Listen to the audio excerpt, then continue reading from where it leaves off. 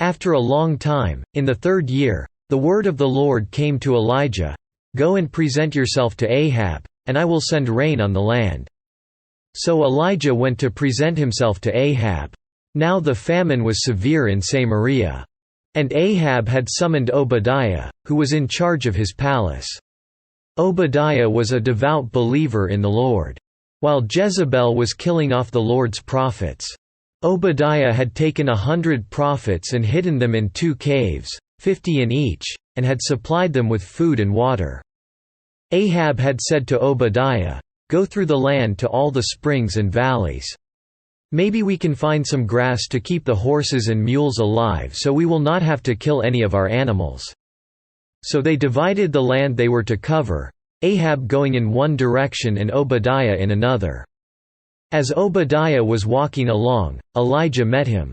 Obadiah recognized him, bowed down to the ground, and said, "Is it really you, my lord Elijah?"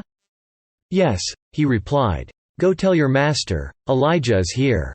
"What have I done wrong?" asked Obadiah, "that you are handing your servant over to Ahab to be put to death?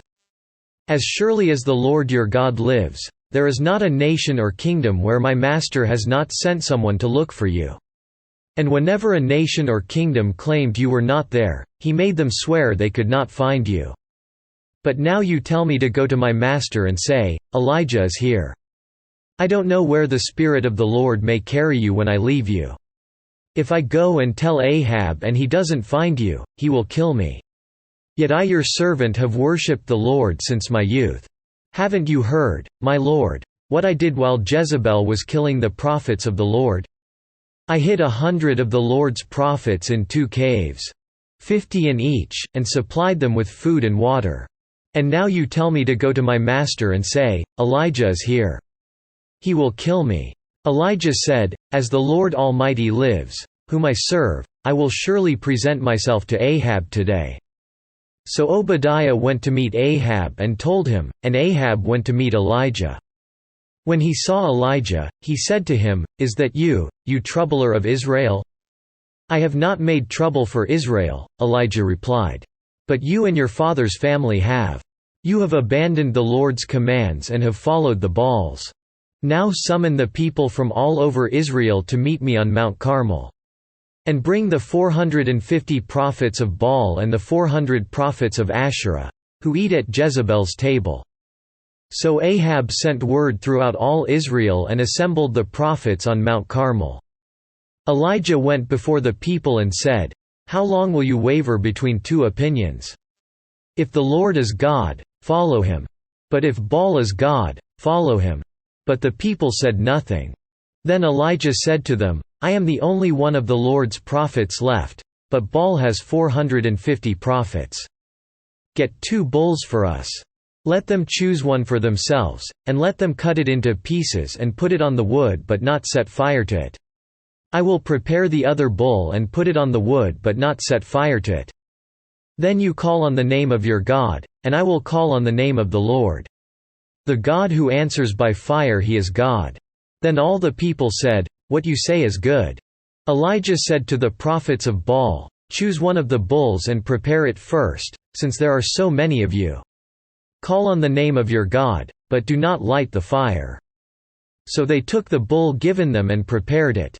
Then they called on the name of Baal from morning till noon. "O Baal, answer us," they shouted. But there was no response, no one answered. And they danced around the altar they had made. At noon Elijah began to taunt them. "Shout louder," he said. "Surely he is a god.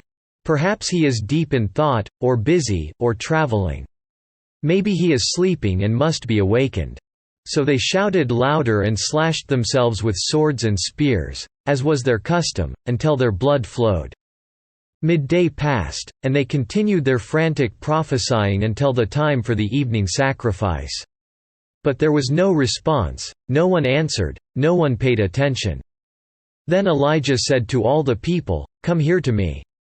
They came to him, and he repaired the altar of the Lord, which was in ruins. Elijah took 12 stones, one for each of the tribes descended from Jacob, to whom the word of the Lord had come, saying, "Your name shall be Israel." With the stones he built an altar in the name of the Lord, and he dug a trench around it large enough to hold 2 seahs of seed. He arranged the wood, cut the bull into pieces and laid it on the wood. Then he said to them, "Fill 4 large jars with water and pour it on the offering and on the wood." "Do it again," he said, and they did it again. "Do it a 3rd time," he ordered, and they did it the 3rd time. The water ran down around the altar and even filled the trench. At the time of sacrifice, the prophet Elijah stepped forward and prayed, "O Lord, God of Abraham, Isaac and Israel. Let it be known today that you are God in Israel and that I am your servant and have done all these things at your command. Answer me, O Lord, answer me, so these people will know that you, O Lord, are God, and that you are turning their hearts back again." Then the fire of the Lord fell and burned up the sacrifice, the wood, the stones and the soil, and also licked up the water in the trench. When all the people saw this, they fell prostrate and cried, "The Lord He is God! The Lord He is God!" Then Elijah commanded them, "Seize the prophets of Baal. Don't let anyone get away." They seized them, and Elijah had them brought down to the Kishon Valley and slaughtered there. And Elijah said to Ahab, "Go, eat and drink, for there is the sound of a heavy rain." So Ahab went off to eat and drink. But Elijah climbed to the top of Carmel, bent down to the ground and put his face between his knees. "Go and look toward the sea," he told his servant. And he went up and looked. "There is nothing there," he said.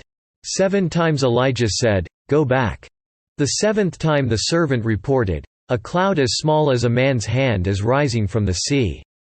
So Elijah said, "Go and tell Ahab, hitch up your chariot and go down before the rain stops you." Meanwhile, the sky grew black with clouds, the wind rose, a heavy rain came on and Ahab rode off to Jezreel. The power of the Lord came upon Elijah and, tucking his cloak into his belt, he ran ahead of Ahab all the way to Jezreel.